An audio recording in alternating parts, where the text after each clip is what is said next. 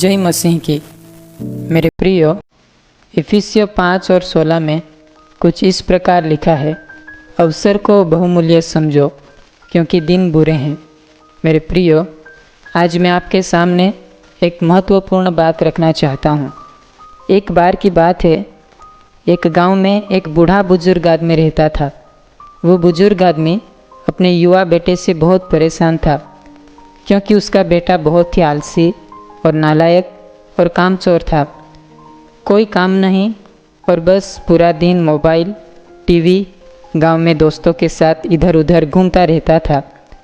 एक दिन बूढ़े आदमी ने एक सबक सिखाने का सोचा। उसने अपने बेटे को पास बुलाया और कहा कि बेटा, घर के अंदर अलमारी में एक घड़ी रखी हुई है, तुम उसे निकाल कर लाओ। लड़का घड़ी को बाहर निकाल कर लाया।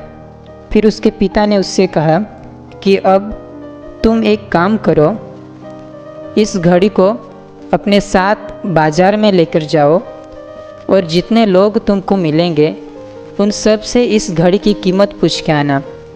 अब वो लड़का उस घड़ी को लेकर बाज़ार में चला गया। उसने बाज़ार में सभी लोगों से इस घड़ी की कीमत पूछी।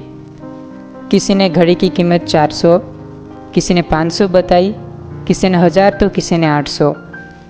सभी ने उस घड़ी की कीमत अलग अलग बताई और कई लोगों ने एक सरखी।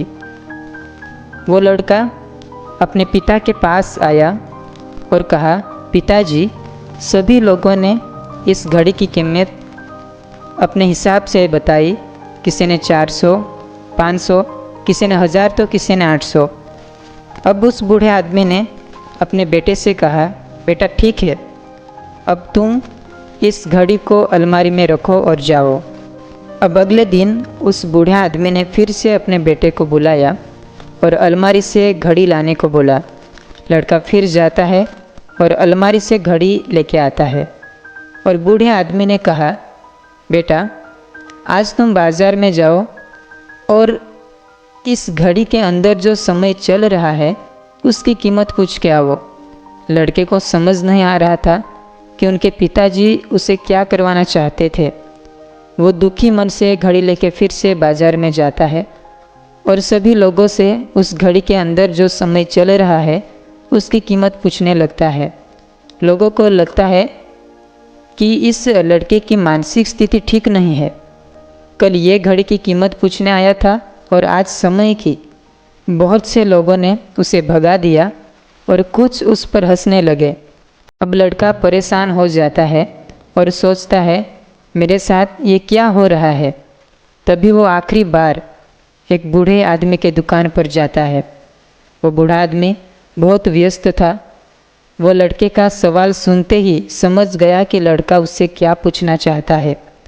उस बूढ़े आदमी ने अपना कुछ समय निकाल कर लड़के से कहा, बेटा, ये जो समय है ना जिसकी तुम कीमत पूछ रहे हो, उसकी कोई कीमत नहीं लगा सकता। तुम करोड़ों रुपये देकर भी अपनी ज़िंदगी का एक सेकंड भी वापस नहीं ला सकते हो। इसलिए इस समय का सही उपयोग करो।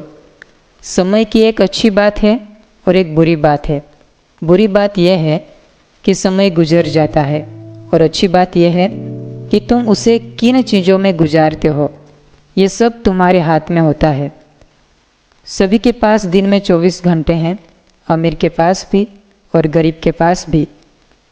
वह लड़का उनसे कुछ कहता, उससे पहले ही बूढ़े आदमी ने कुछ और कहा, बेटा, एक कहानी सुनाता हूँ।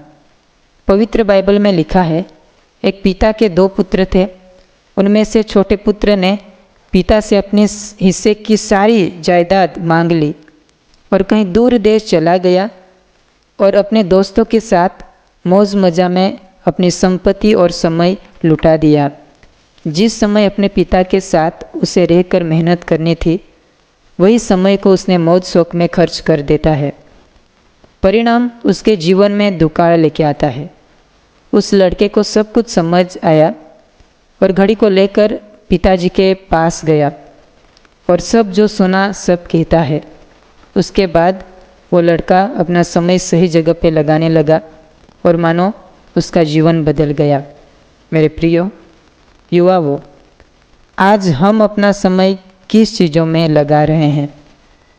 रोमियो 13 उसके 11 और 12 में कुछ इस प्रकार लिखा है, समय को पहचान कर ऐसा ही करो, इसलिए कि अब तुम्हारे लिए नींद से जाग उठने की घड़ी आज पहुंची है।